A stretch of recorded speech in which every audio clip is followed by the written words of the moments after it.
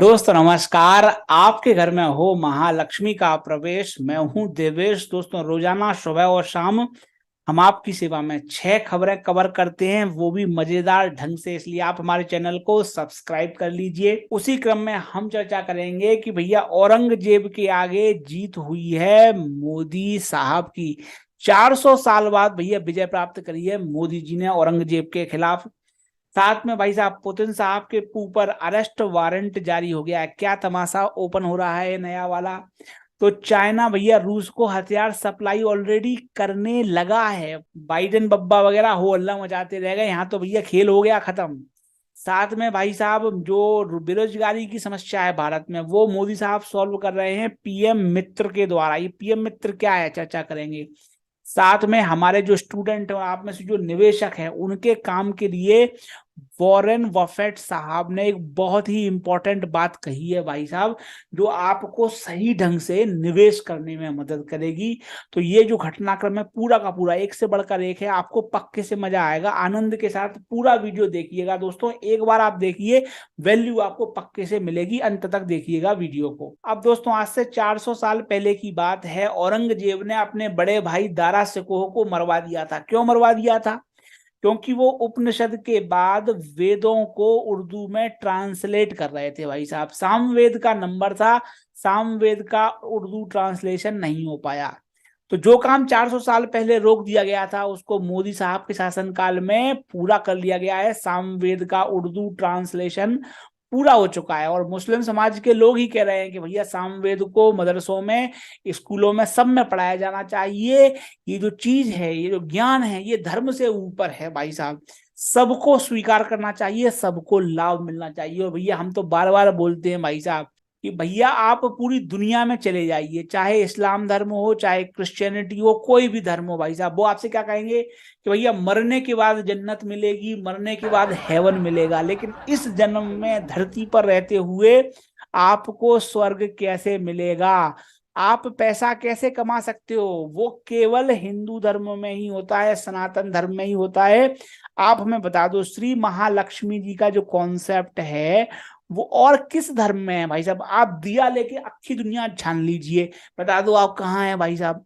हमारे यहाँ ही है भैया विद्या लक्ष्मी, जो अष्ट लक्ष्मी होती है उसी में विद्या लक्ष्मी भी है। और विद्या लक्ष्मी का ही दूसरा नाम है चार्ट महालक्ष्मी जी भाई साहब। चार्ट महालक्ष्मी जी आपको इसी जन्म में यही पैसा कमाने में मदद करती हैं भाई साहब। इसलिए भाई साहब हमें चार्ट महालक्ष्मी जी पे गौरव होना चाहिए, हमें इनका प्रचार प्रसार करना चाहिए। क्यों? कारण ये है भाई साहब, इतिहास गवाह है, हमारा ज्ञान ही अमेरिका गया, यूके गया, और वहां से लौट के ही इंडिया आया। उन्होंने हमारा ज्ञान हमको बेच के पैसा कमाया है। इसलिए भैया श्री चार्ट महालक्ष्मी जी में भरोसा बरकरार रखिए और उनके मार्गदर्शन में आगे बढ़ते रहिए।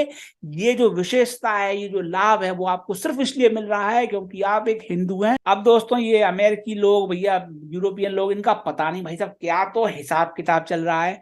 मतलब अब भैया जी कुछ नहीं हुआ तो पुतिन साहब के खिलाफ अरेस्ट वारंट जारी करवा दिया। और किया किससे है? आईसीसी भैया, इंटरनेशनल क्रिमिनल कोर्ट। अरे भैया इनका जुरिस्डिक्शन है भी कि नहीं है? अरे भैया वो मूवी आई थी डार्क नाइट 2008 में, जोकर वाली, शायद आपने देखी भी हो। उसका उसका एक डायलॉग है कि बैटमैन हैज नो जुरिस्डिक्शन। मतलब क्या ये बैटमैन है? बैटमैन का कोई जुरिस्डिक्शन नहीं था क्या? इसका भी कोई जुरिस्डिक्शन नहीं है। मतलब क्या ये रूस में जाके पुतिन साहब को गिरफ्तार कर सकता है इनमें इतनी दम? भैया जी इनको कोई मानता जानता है नहीं, अरेस्ट वारंट जारी कर रहे हैं। भैया रूस ने तो 2021 में ही कन्नी काट ली थी इस संगठन से, साइन करके पीछे हट गए थे। और रूस छोड़ो भैया, रूस छोड़ो आप, अमेरिका भी इसका जो है सिग्नेटरी मेंबर था, लेकिन उन्होंने सिग्नेचर वापस ले लिया, अमेरिका तक पीछे हट गया भैया जी। सिर्फ यूरोपियन देश हैं, कुछ अफ्रीका ऑस्ट्रेलिया वगैरह है, वो इसके मेंबर है। तो वहां करो ना अरेस्ट वारंट जारी। पुतिन के खिलाफ तुम जारी करके क्या उखाड़ लोगे भैया जी? हमारी समझ के परे हैं। हाँ, आपको युद्ध के मैदान में आप जीत नहीं पा रहे, आपको अखबारी जंग लड़ना है, तो भैया लड़ते रहो। अखबारों में प्रोपोगेंडा चल रहा है भैया जी, ऑर्डर जारी करते रहो भैया जी, कुछ नहीं होने वाला है इससे भैया जी। सब जो है हाथी के दांत हैं दिखाने वाले, खाने के दांत तो भाई साहब देख लो ये चल रहा है भाई साहब। बाइडेन बब्बा ने बहुत कोशिश कर ली कि हो हल्ला हम मचाएंगे तो जो है चीन जो है हथियार सप्लाई नहीं करेगा। अरे तुम जो है आसमान में तारे गिनते रह गए। देख लो आप, असलियत में उन्होंने हथियार सप्लाई कर दिए हैं। और कैसे किए हैं, उन्होंने लिख दिया भाई साहब कि हम तो हंटिंग राइफल एक्सपोर्ट कर रहे हैं, इन राइफल का इस्तेमाल शिकार करने में किया जाएगा। अरे भैया जी तो असली हथियार हैं, इनका इस्तेमाल तो खुद चीन के सैनिक करते हैं भैया जी। तो पूरी संभावना है कि रूस भी इनका इस्तेमाल कर रहा होगा यूक्रेन के युद्ध में। ना सिर्फ राइफल जो कि हजारों की संख्या में भेजी है, बल्कि ड्रोन के, मिसाइल के, हवाई जहाज के सबके कंपोनेंट चीन ने भेजे हैं। अब हुआ क्या, ये बिल्ली जो है आ गई बाहर। तभी आप देख रहे होगे आजकल टिकटॉक पे बहुत गर्मी निकाल रहा है अमेरिका। मतलब देखो आप, हथियारों में मात खाए हैं तो भड़ास निकाल रहे टिकटॉक को बैन करके। मतलब टाइम पास, लड़ने का तरीका भी नहीं आता इनको। मतलब किसे अपनी जनता को बेवकूफ बना रहे हो, खुद को बेवकूफ बना रहे हो भैया जी। अरे भैया हमने कहा शी जिनपिंग पर इन कदमों का रत्ती भर प्रभाव नहीं पड़ेगा। भाई साहब आपको जो करना हो इस तरीके से भैया जी, चिटपिटी चला रहे हैं बच्चों की। चिटपिटी चलाने से भैया आवाज होगी क्या? बच्चे भी नहीं डरते चिटपिटी से। तो अब दोस्तों ये बात कही जाती है, एक हद तक सही भी है, कि मोदी शासनकाल में जॉब्स ज्यादा पैदा नहीं हुए। बेरोजगारी की समस्या जस की तस है। तो उसको सॉल्व करने के लिए भाई साहब एक दो नहीं, 7 टेक्सटाइल पार्क आ रहे हैं। तमिलनाडु, तेलंगाना, कर्नाटक, महाराष्ट्र, गुजरात, मध्य प्रदेश, उत्तर प्रदेश। हमारा राज्य है मध्य प्रदेश, तो मध्य प्रदेश में भी आ रहा है भाई साहब। बहुत बहुत धन्यवाद भैया जी, सारे राज्य लाइन में लगे थे तब जाके इन 7 राज्यों का चुनाव हुआ है। ये टेक्सटाइल पार्क क्या है भैया जी, इनमें क्या होगा, कपास एंट्री मारेगा और जो है फाइनल रेडीमेड कपड़ा बाहर निकलेगा भाई साहब। सीधा कपड़ा एक्सपोर्ट किया जाएगा इनसे दुनिया भर में। और देखिए भाई साहब 4,500 करोड़ का भैया जी खर्चा होना है। और भाई साहब प्रत्येक पार्क से 1 लाख निकलेंगे डायरेक्ट जॉब, 2 लाख निकलेंगे इनडायरेक्ट जॉब। मतलब 3 लाख जॉब निकलेंगे एक पार्क से। 7 पार्क है तो 21 लाख जॉब निकल सकते हैं। अरे हमने कहा 21 नहीं तो 15 लाख भी निकल जाए तो क्या बुरे हैं भैया जी। मतलब ये जो समस्या है हमारी बेरोजगारी की, वो सॉल्व करने में ये टेक्सटाइल पार्क मददगार साबित होंगे। लेकिन हमारा एक पॉइंट ये है कि भैया फ्री ट्रेड एग्रीमेंट जल्दी से जल्दी कीजिए यूरोप और अमेरिका के देशों के साथ, ताकि वहां हमारे कपड़ों को बिल्कुल ड्यूटी फ्री एक्सेस मिल सके, जो कि बांग्लादेश के कपड़ों को मिलती है। तभी हमारे कपड़े वहां के लोग खरीदेंगे, बिकेंगे हमारे कपड़े। इसलिए ये एफटीए जल्दी से जल्दी होना चाहिए। एटलीस्ट कपड़ों को लेकर तो ड्यूटी फ्री एक्सेस ले लो भैया जी, तभी मजा आएगा भाई साहब। इसी बीच दोस्तों सेंट्रल बैंक डिजिटल करेंसी आई थी भैया जी भारत में, सफल भी रही है, काम चल रहा है क्रिप्टो का कबाड़ा करने के लिए। आइए क्रिप्टो का रिप्लेसमेंट है भाई साहब। बस अंतर ये है कि इसके पीछे आरबीआई खड़ी हुई है। तो देख लो हमारा आरबीआई कितने आगे है। अभी अमेरिका में तो ये सेंट्रल बैंक डिजिटल करेंसी आई भी नहीं है। हमारे यहाँ तो आरबीआई ने यूएई के साथ एग्रीमेंट भी कर लिया है। मतलब अब क्रॉस बॉर्डर ट्रांजैक्शन होंगे सेंट्रल बैंक डिजिटल करेंसी के द्वारा। और दोस्तों आपको पता है खाड़ी से भारत बहुत पैसा आता है, बहुत पैसा आता है। तो वो पैसा इसी डिजिटल करेंसी के जरिए आ सकता है भारत में। तो हम जो है डॉलर को इस प्रकार द्वंद्व में हराएंगे भैया। इससे ना सिर्फ डिजिटल करेंसी बल्कि हमारा रुपया भी मजबूत हो रहा है। हम ना सिर्फ डॉलर पर अपनी निर्भरता को खत्म कर रहे हैं, बल्कि टेक्नोलॉजी के माध्यम से हम पूरी दुनिया को एक नया रास्ता दिखा रहे हैं कि भैया जी यही तरीका है आगे बढ़ने का। और देख लो अब तो कोलैबोरेशन चालू हो गया भैया दूसरे देशों के साथ। अब दोस्तों आप में से जो हमारे स्टूडेंट्स हैं उन्होंने पढ़ाया है कि आपको भैया सिर्फ 15 मिनट देने हैं।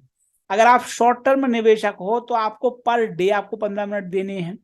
अगर आप मीडियम टर्म निवेशक हो तो आपको हर सप्ताह में 15 मिनट देने हैं। यदि आप लॉन्ग टर्म निवेशक हो तो आपको हर महीने 15 मिनट देने हैं, इससे ज्यादा समय नहीं देना है। और भैया अब हम नहीं कह रहे, स्वयं वॉरेन बफेट ने बर्कशायर हाथवे की रिपोर्ट में लिखा है कि भैया जी जो लोग घड़ी घड़ी मोबाइल देखते रहते हैं, सोशल मीडिया में बड़े बड़े एक्सपर्ट्स का मुंह देखते रहते हैं, ट्विटर पे, फेसबुक पे, इंस्टाग्राम पे, यूट्यूब पर ये स्टॉक वो स्टॉक की खबरें पढ़ते रहते हैं, इस बात की संभावना बहुत अधिक है कि वो निवेशक नहीं है, जुआरी हैं। जुआरी हैं, वो शेयर मार्केट में निवेश नहीं कर रहे, सट्टेबाजी कर रहे हैं, जुआ खेल रहे हैं। निवेशक की पहली पहचान होती है कि वो शांति से इन्वेस्ट करके बैठता है। यदि आप शांति से चैन से नहीं बैठ पा रहे, वीकेंड आपका नहीं कट रहा है, छुट्टियों का आप एंजॉयमेंट नहीं ले पा रहे, तो आप इन्वेस्टर नहीं हैं, आप सट्टेबाज हैं, पंटर हैं, जुआरी हैं। और दोस्तों हम तो भैया जी आपको बताए हुए हैं कि भैया जी जिस तरह बचपन में वो कहानी चलती है ना कि खरगोश के सामने हमेशा कछुआ जीता था जंगल में, तो भैया जी शेयर मार्केट में भी यही होता है। शेयर मार्केट के जंगल में भी जीतेगा तो केवल कछुआ। जो दिन में बहुत तेजी से दौड़ने के चक्कर में, बहुत तेजी से पैसा कमाने के चक्कर में खरगोश बनते हैं भैया जी, उनका पैसा नहीं बनता। वो जंगल में भी हारते हैं, शेयर मार्केट में भी हारते हैं। और आपको हमारी बात नहीं मानना तो भैया वॉरेन बफेट की बात तो मान लो, वो तो दुनिया के सबसे अमीर आदमी है, सबसे बढ़िया निवेशक हैं। तो उन्होंने भी वही कहा है जो हमने आपको आत्मनिर्भर इन्वेस्टर कोर्स में 2 साल पहले पढ़ा दिया है भाई साहब। इसलिए इन्वेस्टर कोर्स में आपको जो ज्ञान मिला है उसका दामन थामे रखिए और श्री चार्ट महालक्ष्मी जी के मार्गदर्शन में आगे बढ़ते रहिए। पैसा आपके ऊपर पक्के से बरसेगा, निश्चिंत रहिएगा। अब दोस्तों आपने बाजीराव मस्तानी तो आपने देखी होगी, लेकिन आपके ध्यान में हो शायद मस्तानी बाई कहाँ की थी? वो बुंदेलखंड की बेटी थी। और हम भी भैया बुंदेलखंड के हैं, बुंदेलखंड के बेटे हैं। इसलिए भाई साहब हमारा विशेष लगाव है पेशवा बाजीराव से, क्योंकि उन्होंने भैया मोहम्मद बंगस की फौज से बुंदेलखंड को बचाया था और युद्ध के मैदान पे मस्तानी ने उनकी जान बचाई थी बाजीराव की। इसलिए भाई साहब ध्यान दीजिए, अगर बाजीराव साहब दिल्ली तक हमला कर पाए, लाहौर तक मराठा साम्राज्य का ध्वज लहरा पाए, तो उसके पीछे मस्तानी बाई का योगदान था। अगर वो जान ना बचाती बाजीराव की युद्ध के मैदान में तो कैसे फतेह हासिल कर पाते वो।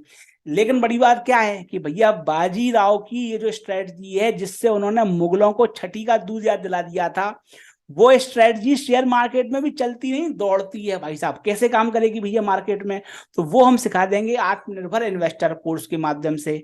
साथ में भाई साहब शेयर मार्केट में उतार चढ़ाव चलता रहता है, कभी भैया दाम ऊपर चढ़ते हैं, कभी नीचे गिरते हैं, कभी वहीं टिके रहते हैं। तो हर स्थिति में आपका पैसा बनता रहे और आपके पेट का पानी ना हिले, वो कैसे होगा भैया?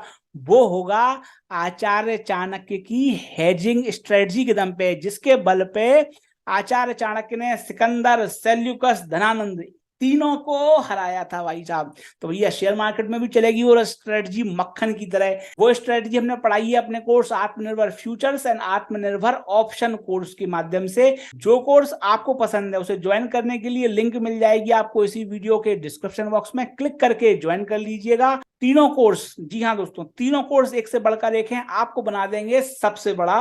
वीडियो देखने के लिए आपका बहुत बहुत धन्यवाद। जय श्री राम।